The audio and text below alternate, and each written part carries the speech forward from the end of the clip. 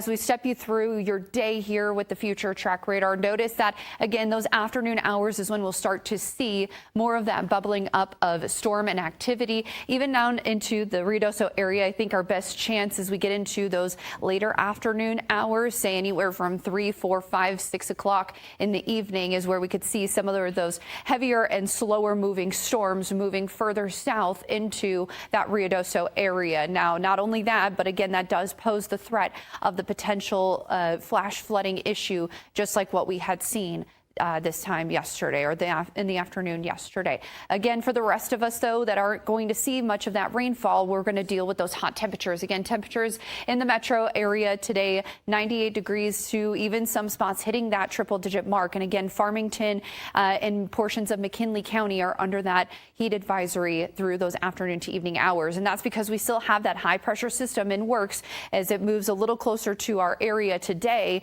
And that's where we're going to see that drying out of that air on the western half of the state. But as we get into the day tomorrow, that high is going to be pushed a little further to the west as the troughing system moves a little closer to our state. And now that we'll have the chance again to see more activity as we go through those afternoon to evening hours. So again, I think that these storms will be a little faster moving, but there is still, again, that potential of seeing some of that flash flooding issue in Ruidoso based off of multiple days of continued rainfall, and also with the burn scars as well, with that potential of flooding. Not only that, but to the north and east of Albuquerque tomorrow is another chance of some severe weather for our friends out in the northeastern portions of New Mexico. Again, we're going to be watching for those gusty winds. Elsewhere across the state, though, for those of us that are going to miss out again on that rainfall, we're going to see those temperatures really start to ramp up again. I think we're going to bump those temperatures up here in the metro to that 100-degree mark, and some spots could be even hotter tomorrow as well. Down into Socorro, 103 is the forecasted high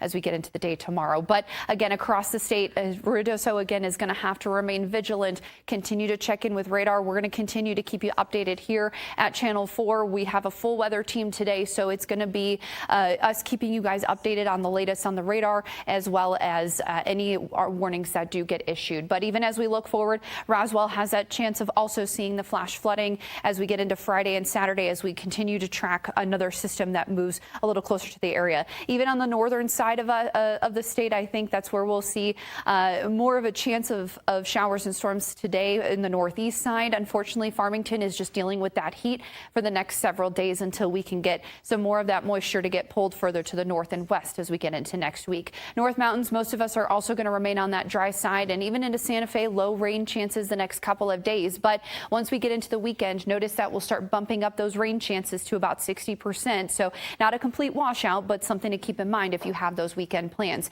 East Mountains are also going to remain on that dry side, and temperatures only in the low 90s today, but it's still going to be a very warm one. Even here in the metro, again, I do think some spots will hit that triple-digit mark or even higher. So heat safety awareness for us here in the metro until we can get into the weekend, where we'll start introducing rain chances and bumping those temperatures down.